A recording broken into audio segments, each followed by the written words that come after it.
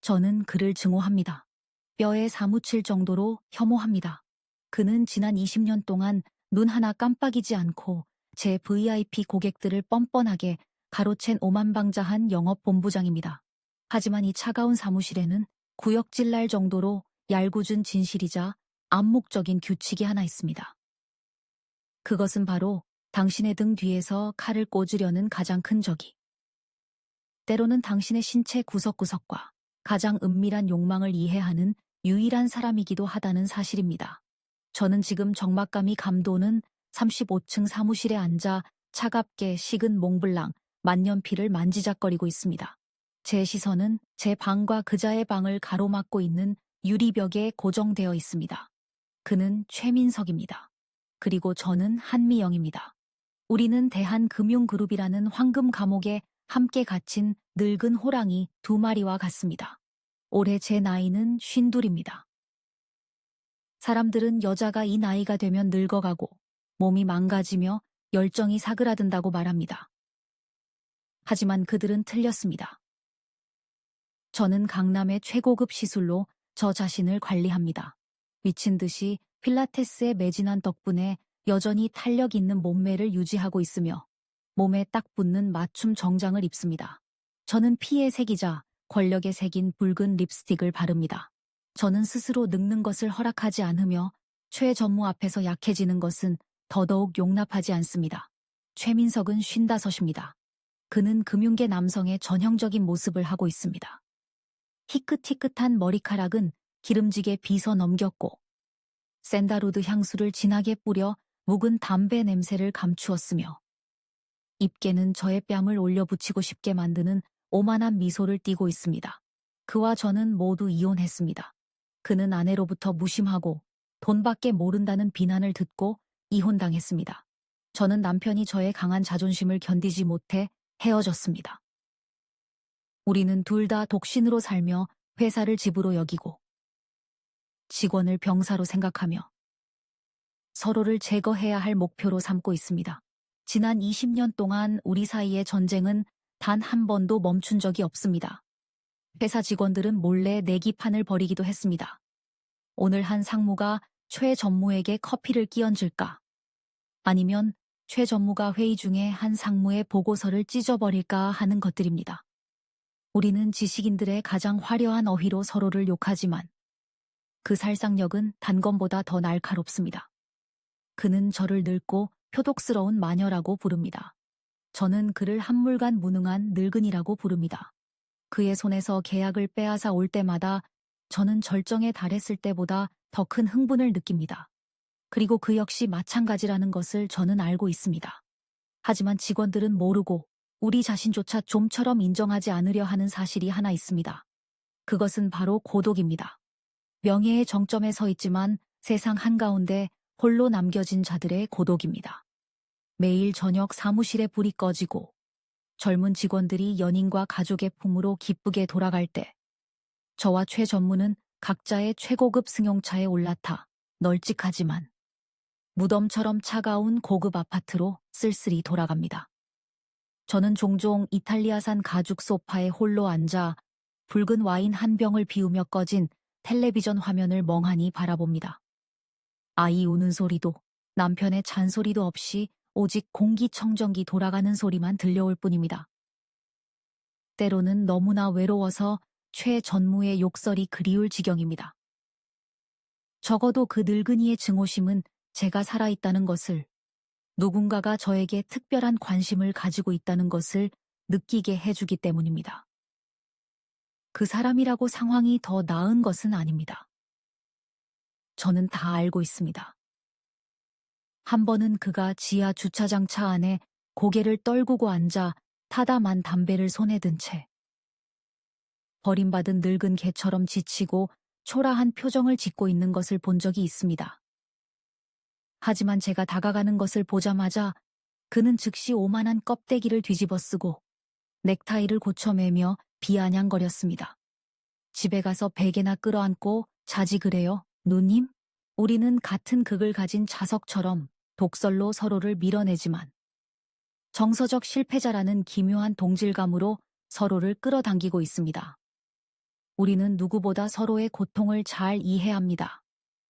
우리는 서로의 몸에서 고독의 냄새를 맡습니다. 그 냄새는 지독하고 씁쓸하며 동시에 자극적입니다. 그리고 운명은 마침내 시한폭탄 같은 두 사람을 비가 억수같이 쏟아지던 어느 금요일 밤, 지하실 문서 보관실의 비좁고 답답한 공간으로 몰아넣었습니다. 그날 밤, 회사 사람들은 모두 퇴근하고 없었습니다. 회사에는 저와 최 전무만 남아 있었습니다. 우리는 인천 신도시 입찰 프로젝트 서류를 찾기 위해 혈안이 되어 있었습니다. 그것은 사활이 걸린 프로젝트였습니다. 원본 서류를 손에 쥐는 자가 승리하는 것이었습니다. 저는 그가 야근 중이라는 것을 알았고, 그 역시 제가 아직 퇴근하지 않았다는 것을 알고 있었습니다.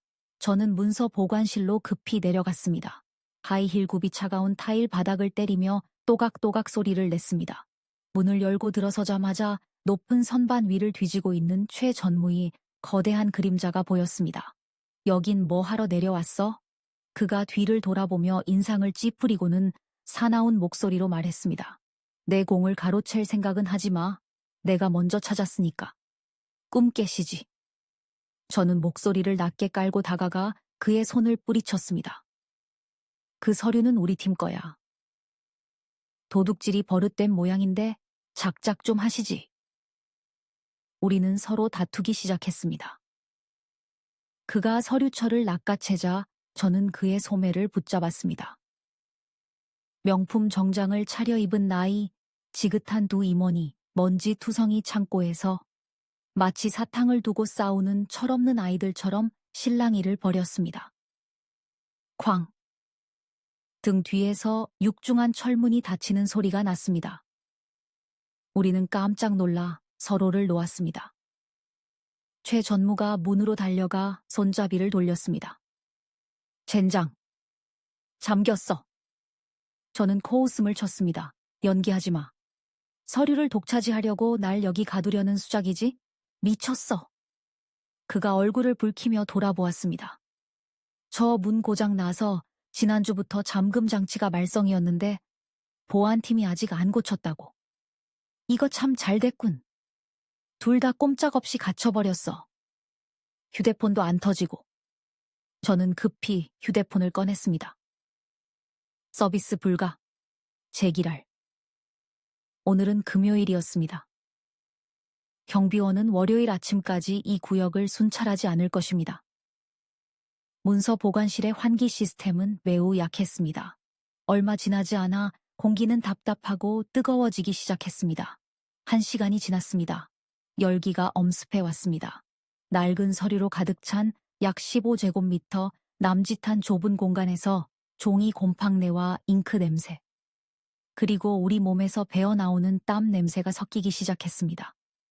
최민석은 재킷을 벗어 종이 상자 더미 위로 던져버렸습니다. 그는 넥타이를 느슨하게 풀고 셔츠 단추를 2개 풀었습니다. 그가 그렇게 흐트러진 모습은 처음 보았습니다. 땀에 젖은 흰 셔츠가 그의 가슴에 달라붙어 희끗희끗한 가슴털이 희미하게 비쳤습니다. 그가 소매를 걷어 올리자 여전히 힘줄이 붉어진 팔뚝이 드러났습니다. 그가 밉긴 했지만 55의 나이에도 그가 여전히 우두머리 수컷의 풍모를 유지하고 있다는 사실은 인정해야만 했습니다. 저 역시 이 열기를 견딜 수 없었습니다. 저는 목에 두른 실크 스카프를 풀고 재킷 단추를 풀어버린 뒤 얇은 실크 블라우스 차림이 되었습니다. 땀방울이 척추를 타고 내려와 가슴골을 지나 허리춤으로 떨어졌습니다. 끈적거리는 불쾌함과 동시에 묘한 자극이 느껴졌습니다. 우리는 서로 마주보는 서류 선반에 등을 기댄 채 바닥에 주저앉아 거친 숨을 몰아쉬었습니다. 이봐. 갈증과 피로로 목이 쉰 그가 입을 열었습니다. 당신은 지치지도 않아? 언제나 가시돋친 고슴도치처럼 나를 세우고 있잖아. 20년이야, 한미영. 누군가의 보살핌을 받고 싶다는 생각 안 해봤어. 그의 질문은 마치 제 급소를 찌르는 바늘과도 같았습니다. 저는 고개를 들어 늘 하던 욕설을 퍼부으려 했지만 그의 눈을 보는 순간 기묘할 정도로 진지한 눈빛에 말문이 막혔습니다. 그의 눈빛에는 더 이상 조롱이 없었습니다. 그곳에는 깊고 어두운 욕망과 호기심만이 자리 잡고 있었습니다. 당신은 어떻고? 제가 떨리는 목소리로 받아쳤습니다. 당신은 당신이 강한 줄 알지? 매일 밤 혼자 술이나 퍼마시면서 아내는 도망가고 자식들은 본척만척하고 당신은 그저 불쌍하고 고독한 늙은이일 뿐이야, 최민석. 그가 웃었습니다. 씁쓸한 웃음이었습니다. 그가 자리에서 일어나 제 쪽으로 걸어왔습니다. 그의 그림자가 저를 덮쳤고 그 모습은 거대하고 위협적이었습니다. 그래, 난 고독해. 그가 속삭이며 제 얼굴 가까이로 몸을 숙였습니다. 거리는 불과 몇 센티미터였습니다. 그의 남성적인 땀 냄새와 담배 냄새, 그리고 위험한 향기가 훅 끼쳐왔습니다. 그리고 당신도 마찬가지야. 우리는 서로의 상처를 핥아주기 위해 독을 바르는 상처 입은 짐승 2마리일 뿐이지, 안 그래? 그가 손을 뻗어 제 뺨을 만졌습니다. 그의 손은 거칠고 뜨거웠습니다. 평소처럼 손을 뿌리치는 대신 저는 마비된 듯 가만히 앉아 있었습니다. 전류가 척추를 타고 흘렀습니다. 증오심은 순식간에 끈적하고 뜨거운 무언가로 변했습니다. 죽이고 싶은 마음과 소유하고 싶은 마음. 사랑과 증오의 경계가 얼마나 얇은지 깨닫게 되었습니다. 솔직해져봐, 미영. 그가 엄지손가락으로 제 아래 십수를 거칠지만 도발적으로 문지르며 말했습니다. 당신도 나를 원하잖아. 당신이 나를 가질 수 없으니까 나를 증오하는 거야. 그의 오만함이 제 안에 불길을 당겼습니다. 저는 그의 넥타이를 움켜쥐고 세게 잡아당겼습니다. 틀렸어, 최민석. 저는 그의 눈을 똑바로 쳐다보며 쏘아붙였습니다. 내가 당신을 원하는 건 침대 위에서조차 내가 당신을 지배하는 주인이라는 걸 증명하기 위해서야. 그렇게 진짜 전쟁이 시작되었습니다. 말이 아닌, 계약서가 아닌, 살과 살의 전쟁이었습니다.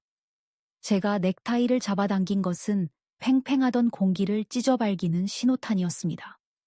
최민석은 주저하지 않고 마치 우리에서 풀려난 굶주린 짐승처럼 제게 달려들었습니다. 그것은 키스가 아니었습니다. 텔레비전 드라마에 나오는 낭만적이고 축축한 키스를 상상하지 마십시오. 이것은 충돌이었습니다. 그의 입술이 제 입술에 부딪혀 왔고 그 힘이 얼마나 강하고 거친지 혀끝에서 비릿한 피맛이 느껴질 정도였습니다. 우리의 치아가 서로 부딪히며 먼지 쌓인 내벽 사이로 딱딱거리는 메마른 소리가 울려 퍼졌습니다. 그는 맛을 음미하려는 것이 아니라 집어삼키려는 듯 지난 20년 동안 그에게 독서를 퍼부었던 그 입을 벌하려는 듯 제 입술을 탐욕스럽게 유린했습니다. 그리고 저 한미영은 가만히 당하고만 있을 위인이 아닙니다. 저는 물어뜯었습니다. 제 안에 타오르는 억울함과 고독, 그리고 미친 듯한 갈망을 모두 담아 그의 아래 십수를 세게 깨물었습니다. 그가 고통이 아닌 흥분으로 신음소리를 내뱉었습니다. 그의 목구멍에서 울리는 으르렁거리는 소리는 그 어떤 교향곡보다 더 제 고막을 자극했습니다. 그의 투박한 손이 제 얇은 실크 블라우스 안으로 파고들었습니다. 다정한 애무 따위는 없었습니다. 그는 거칠게 움켜쥐었고 굳은 살 박인 손가락이 제 살결을 아프게 파고들었습니다. 하지만 이상하게도 그 통증이 저를 황홀하게 만들었습니다. 그것은 진짜였습니다. 그것은 날 것 그대로였습니다. 나약해 빠진 전 남편의 지루하고 예의 바른 손길과는 차원이 달랐습니다. 최민석은 마치 경쟁자의 계약서를 파기하듯 단호하고 소유욕 넘치며 계산적으로 저를 만지고 있었습니다. 아직 몸매가 끝내주는군, 미영. 그가 제 귀에 속삭였습니다. 담배 냄새와 욕망이 뒤섞인 뜨거운 입김이 목덜미에 닿자 몸이 떨려왔습니다. 20년 전 회의실에서 당신이 나한테 욕을 퍼붓던 걸 처음 봤을 때부터 이렇게 하고 싶었어. 입 닥치고 하던 거나 계속해, 늙은이. 저는 거친 숨을 내쉬며 그의 희끗한 머리채를 잡아 뒤로 젖혔습니다. 우리는 바닥으로 넘어졌습니다. 타일 바닥은 차갑고 딱딱했지만 지금은 그의 몸에서 뿜어져 나오는 뜨거운 열기 외에는 아무것도 느껴지지 않았습니다. 그가 제 위로 올라왔고 55살 남자의 육중한 무게가 제 가슴을 짓눌러 숨쉬기가 힘들었습니다. 하지만 그 질식할 듯한 압박감은 기괴한 쾌감을 가져다 주었습니다. 저는 작고 굴복당한 느낌이 들었지만 동시에 이 늙은 늑대를 통제 불능 상태로 만들었다는 사실에 권력감을 느꼈습니다. 우리 주변에는 서류 선반들이 높이 솟아 있었습니다. 입찰 서류들, 건조한 재무 보고서들, 수십억 원의 가치가 있는 영업 기밀들. 그 모든 것이 지금 이 죄악의 향연을 지켜보는 침묵의 목격자가 되었습니다. 낡은 종이 상자에서 피어오른 먼지가 시큼한 땀 냄새와 섞여 공기는 탁하고 숨 막혔지만 더없이 자극적이었습니다. 그가 제 블라우스를 찢어 발겼습니다. 비싼 단추들이 바닥으로 튀어 어둠 속으로 굴러갔습니다. 아깝지 않았습니다. 지금 이 순간 저는 모든 것을 벗어던지고 싶었습니다. 철의 여인이라는 껍데기도 가식적인 위엄도 모두 벗어버리고 싶었습니다. 제 맨살을 그의 살갗에 비비고 싶었습니다. 최 전무의 몸은 호스트바의 젊은 남자들처럼 매끈하지 않았습니다. 피부는 처지기 시작했고 잦은 회식으로 배에는 군살이 조금 붙어 있었습니다. 어깨에는 긴 흉터가 있었습니다. 그가 교통사고를 당했다는 소식을 듣고 제가 비웃었던 그 사고의 흔적이었습니다. 하지만 그 결점들을 어루만지자 저는 최고의 흥분을 느꼈습니다. 그것은 수많은 전투를 치른 전사의 몸이었습니다. 투박하고 거칠지만 수컷의 힘으로 가득 차 있었습니다. 최민석. 그의 손이 제 허벅지를 타고 내려와 거칠게 다리를 벌리자 저도 모르게 신음이 새어나왔습니다. 전이는 없었습니다. 그는 마치 바위를 뚫는 드릴처럼 제게 돌진해왔습니다. 예고 없이 강력하게 들어오는 침범에 저는 허리가 휘어졌고 손톱으로 그의 등을 할퀴어 붉은 핏자국을 남겼습니다. 아팠습니다. 하지만 좋았습니다. 이 충만감은 비싼 와인이나 에르메스 가방 따위가 절대 채워줄 수 없는 것이었습니다. 그것은 제 영혼의 황량한 구멍을 메우고 잠 못 이루던 긴 밤에 차가운 고독을 채워주었습니다. 우리는 마치 교전 중인 적들처럼 관계를 가졌습니다. 그는 업무에서 쌓인 모든 스트레스를 제게 쏟아붓듯 거칠게 몰아붙였습니다. 저 역시 수년간의 운동으로 다져진 유연함으로 그의 허리를 감싸 안고 그의 기력을 소진시키기 위해 응수했습니다. 말해. 승자가 누구지? 그가 으르렁거렸습니다. 그의 이마에서 짠 땀방울이 제 얼굴로 떨어졌습니다. 그는 제가 복종하기를 원했습니다. 그는 제가 패배를 인정하기를 원했습니다. 하지만 저는 한미영입니다. 저는 절대 항복하지 않습니다. 당신은 그저 여주인을 모시는 개일 뿐이야. 쾌감이 밀려와 끊어지는 목소리로 저는 이를 악물고 내뱉었습니다. 제 말은 불난 집에 기름을 부은 격이었습니다. 그는 더 미친 듯이 움직였습니다. 그는 제 손목을 결박하듯 바닥에 내리누르고 저를 태워버릴 듯한 눈빛으로 노려보았습니다. 적막한 문서 보관실에 살과 살이 부딪히는 소리가 적나라하게 울려 퍼졌습니다. 거친 숨소리, 음탕한 신음소리, 서류 처리 바닥으로 우수수 쏟아지는 소리. 모든 것이 뒤섞여 욕망의 혼란스러운 합주곡을 만들어냈습니다. 절정의 순간, 저는 서류 더미가 무너져 내려 종이가 한여름의 눈처럼 흩날리는 것을 보았습니다. 숫자들, 프로젝트들, 계산들. 그 모든 것이 우리의 몸 아래에서 짓밟혔습니다. 끔찍한 해방감이 느껴졌습니다. 20년의 억압, 완벽한 여성이라는 20년의 연기가 산산이 조각났습니다. 저는 적의 몸 밑에서 신음하는 여자였고 그 비천한 순간을 1초도 놓치지 않고 즐겼습니다. 젠장, 미영, 너무 조이는군. 그가 신음했고 빨라지는 속도는 폭발이 임박했음을 알렸습니다. 저 역시 더 이상 참을 수 없었습니다. 아랫배에서부터 쾌감의 파도가 사지를 타고 퍼져나가 머릿속을 어지럽게 만들었습니다. 저는 허리를 들어 올려 그의 마지막 일격을 받아들였습니다. 우리는 동시에 소리를 질렀습니다. 밀폐된 지하실 전체에 울려 퍼지는 해방의 비명이었습니다. 그는 메마른 밭을 다 갈아엎은 늙은 황소처럼 거친 숨을 몰아쉬며 제 위로 쓰러졌습니다. 우리의 심장은 가슴을 뚫고 나올 듯 빠르고 불규칙하게 같은 리듬으로 뛰고 있었습니다. 공간은 다시 정적에 잠겼습니다. 환풍기 돌아가는 소리와 육체적 전쟁을 치른 두 사람의 거친 숨소리만 남았습니다. 저는 곰팡이 얼룩이 핀 천장을 바라보며 누워 있었습니다. 몸은 땀으로 흠뻑 젖었고 옷은 찢겨 엉망이 되었습니다. 최민석의 냄새. 그 진하고 톡 쏘는 수컷의 냄새가 저를 감싸고 있었습니다. 기진맥진했지만 기묘하게도 홀가분한 기분이 들었습니다.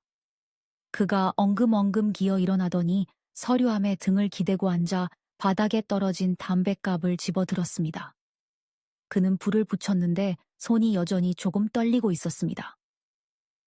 어둠 속에서 붉은 불꽃이 타오르며 퀭하지만 만족스러운 그의 얼굴을 비췄습니다. 그는 깊게 한 모금을 빨아들이고는 저에게 담배를 건넸습니다. 한 모금 할 텐가? 그가 물었습니다. 목소리는 잔뜩 잠겨 있었지만 적개심은 사라져 있었습니다.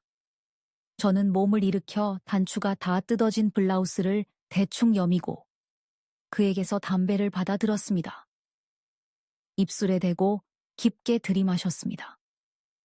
매캐한 연기가 폐부로 들어와 기침이 터져 나왔지만 정신은 조금 맑아졌습니다. 생각보다 잘하던데, 늙은이. 저는 입꼬리를 올려 웃으며 그의 얼굴에 연기를 내뿜었습니다. 그가 피식 웃으며 제 허벅지를 툭 쳤습니다.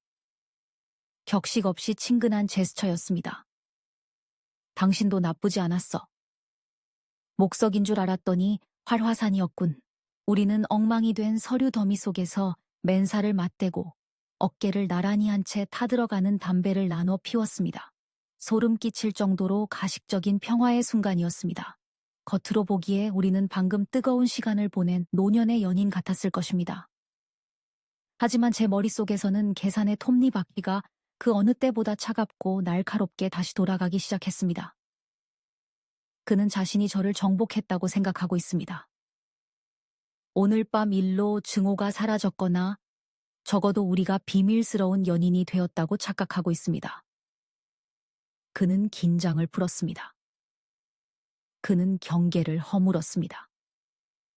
저는 근처 종이 상자에 걸쳐진 제 재킷을 곁눈질로 보았습니다.